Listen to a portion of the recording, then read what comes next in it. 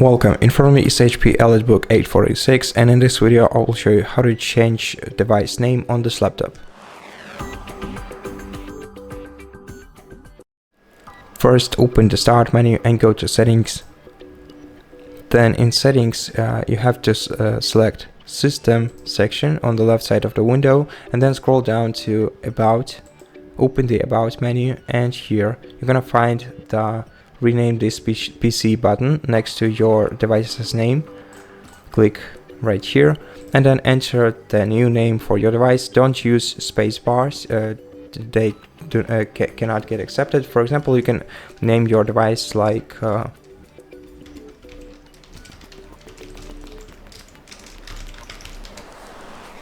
this, and then click next to confirm. And then you're gonna have to restart your computer in order to apply changes. So if you want, you can restart your laptop later. If you want to restart it now, you can just click restart now right here.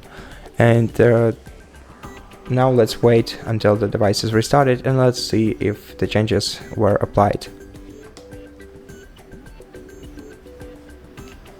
Okay, so right now let's go back to settings, start menu, settings, and then right here on the home page you're gonna see if your device's name has changed.